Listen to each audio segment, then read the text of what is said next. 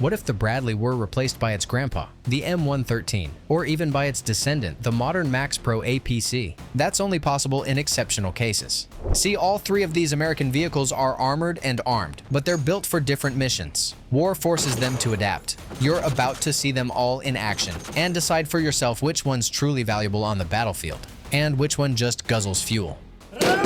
Go, go, go!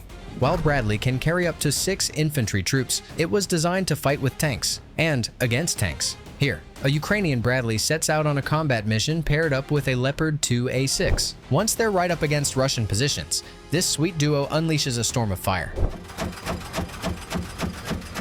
Mission complete. After that, Bradley and Leo calmly pull back to friendly lines. Surprise, yes, the commander of this Bradley is a woman, and this isn't the only time Bradley has teamed up with a tank. Here, the American vehicle smashes Russian positions alongside an Abrams. Good teamwork. The M2 Bradley is an infantry fighting vehicle used by American Armored Brigade combat teams. The main backbone of these brigades is made up of Abrams tanks and Bradleys. Other vehicles like the Humvee are used for support roles. Look, here's a textbook Bradley mission, just how US generals envisioned it. A Ukrainian gunner spots a Russian T-80B VM tank in thermal view from 400 meters.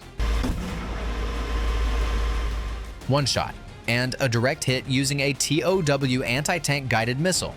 The raging 25mm Bushmaster cannon also deserves a shout-out. It might not pierce tank armor, but it shreds the tank's external gear. Like in that famous video where the Ukrainian Bradley crew couldn't use their ATGM due to close range and constant movement. But the gunner, one hand clutching his steel nerves, the other squeezing the trigger, went for it. The first burst, I aimed under the turret. The second, into the engine, trying to set it on fire. Then I fired at the road wheels to throw a track. But that didn't work. So I switched from armor-piercing to HE rounds and started hammering the sensors and optics.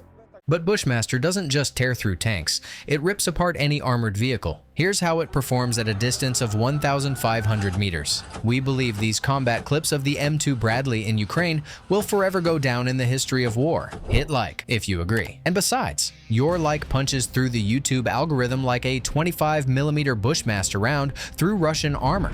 Neither the M113 nor the MaxxPro can pull that off. They play in a different league, but they can do what the M2 Bradley can't. Let's break it down, starting with the M113. This grandpa belongs to the APC class, Armored Personnel Carrier. Faster, faster. Heavy calibers go straight through its armor.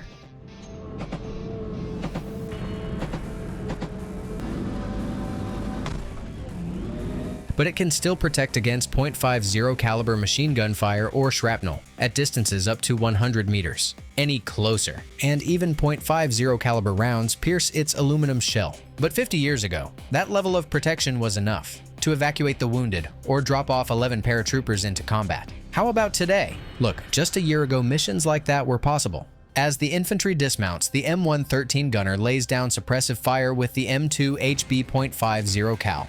A heavy machine gun based on John Browning's century-old design. But today, frontline assault missions with the M113 are nearly impossible in Ukraine. Even basic runs for evacuations, rotations, or resupplying food and ammo become incredibly risky if the position is more than a short distance from enemy lines. Drones now outnumber birds in the sky. Sometimes they even compete for airspace. And on the ground, drones waiting to ambush a target are more common than rocks. That's why every single mission now requires detailed planning, and preferably bad weather to throw off drone operators. Here's what happens when an M113 gets hit by drones. If it weren't for a tank, that vehicle would have stayed in the field forever. Luckily, it was recovered and repaired. After taking damage, the vehicle was sent to the factory for repairs. Now it's back in action. But take a look at the soldier with a shotgun. That's to fight off drones. And yet they're still far from the front line. So no, the M113 is not a tank, not even close. And it's not meant for storming enemy positions. Its strengths lie in simplicity and spaciousness. And most importantly, the M113 can be quickly adapted, even for today's conditions. But seriously now, these are rare shots for now, but in 6 months or a year, this might be standard. We'll explain what's going on in a moment. But first, hit subscribe, because that keeps us going and helps us bring you the best stories from the front. Thanks. So here's what's happening. A ground robot is dispatched to evacuate a wounded soldier. The mission began at night and continues into daylight, as you can see. The remotely operated platform successfully returns with the casualty on board. And here it's met by an M113. Watch. The robot drives into the APC like it's pulling into a garage. Now the M113 has to haul ass. Its extra armor might survive 1 or 2 FPV drones if it's lucky. But if more birds show up, well, you know what happens next. So the M113 gets out of the danger zone fast, carrying the robot and the wounded soldier on board. But if it had been a MaxxPro, the mission would have been impossible.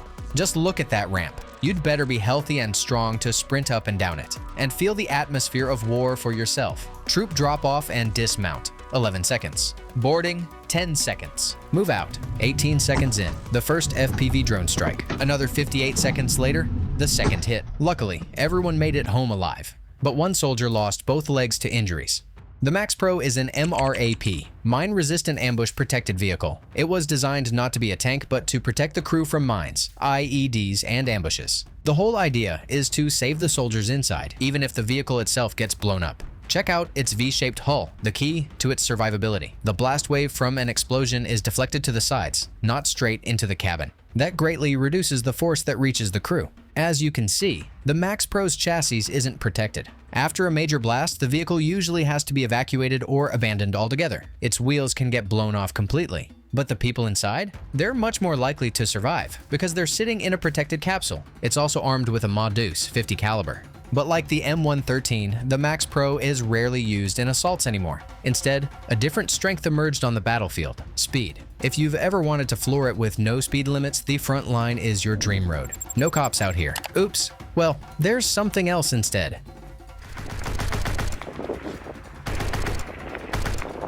Just seconds after rolling out for a troop rotation mission, this duo looks like a couple of deer crossing the Bavarian prince's hunting estate. The MaxxPro can hit 105 kilometers per hour. So no, it's not some slow lumbering bus. It's a legit armored road vehicle. Some sources even say it can reach 120 kilometers per hour. And looking at these clips, with shells bursting all around, you'd think the MaxxPro was going 150 kilometers per hour. But the high center of gravity increases the risk of rollover when maneuvering over rough terrain. And as you can see, maneuvering under fire is constant, so still feel like speeding through the war zone? For evacuation missions, the MaxxPro isn't exactly ideal. That steep ramp and narrow path into the capsule aren't doing anyone any favors. But when your comrades' lives are on the line, you muscle through. So on this battlefield, the MaxxPro is a fast and reliable steed, the kind every Cossack dreams of. When the ground explodes under its wheels, the MaxxPro absorbs the blast, shields its crew, and gives them a shot at seeing the next sunrise. The M113 is a humble lifesaver. It doesn't seek glory, but it gets people out through explosions and smoke. Inside its roomy hull, lives are saved. And when needed, the M113 adapts to any condition. Who knows what else it's capable of? The M2 Bradley is the knockout punch. Even now, when the skies are thick with swarms of FPV drones, it's ready to move forward, spot the enemy first, and hit hard. Its cannon and tow missiles clear the path for infantry and tanks. But Bradley isn't just great because of its firepower. It can also handle troop rotations and medevac missions. Seems like the M2 Bradley is that all-purpose warrior every army dreams of. That's why it comes out on top among the heroes of this story. By the way, this is not the only case of women fighting in war. On our channel, you will find videos about how women in the Ukrainian army feel during the war. From problems with acceptance by their comrades, to stories about living with injuries received in battle. Does Bradley have a future? Look, due to shortages in armored vehicles, Russian forces often use civilian transport for both assaults and evacuations. Sometimes they even pull out the wounded on motorbikes. There's no way that soldier's making it to a field hospital. And that's exactly why Russian losses are so much higher. Is this a sustainable approach? For example, the Washington Army National Guard's 81st Stryker Brigade Combat Team is planning to replace its Stryker fleet with smaller, more mobile infantry squad vehicles, ISVs. We're talking about the high-mobility M113 buggies, built on the Chevrolet Colorado ZR2 platform. Depending on the variant, they can carry up to 9 troops. The Pentagon's logic? If the buggy keeps moving, it's harder for a drone to hit. Plus, thanks to its compact size and lightweight frame, you can load them in bulk onto CH-47 Chinook or UH-60 Blackhawk helicopters. Eureka, right? Well, it does sound awesome. Stuff a chopper full of buggies and fly them straight into combat, but not in Ukraine. It's hard to imagine that an open-frame vehicle can outrun drones or shield troops from shrapnel, mines, or small arms fire. Meanwhile, the real war forces a very different kind of adaptation. That's where Russia's Tsar grills come in. Makeshift troop pods welded in frontline workshops. These armored capsules, complete with ramps for infantry and crew, have evolved into pretty rugged units. Sure, they slow down the tank and limit its ability to fire, but they can carry several assault troops. The price? Under $10,000 per unit. Now sure, no one's walking away from a tank blast or a direct hit by a 155mm artillery shell. But here's the thing, those grill cages can take dozens of FPV drone hits and keep the crew alive. On top of that, Russia now fields Shaggy tanks. No pods this time, just chains and cables rigged around the hull to interfere with drone targeting. These beasts don't carry infantry, but they can plow through minefields and charge enemy lines without support. So, is this what the future of infantry fighting vehicles looks like? Let us know in the comments. Do grill cage tanks have a real future? Or are we just witnessing a bizarre one-off phenomenon? Thanks for weighing in.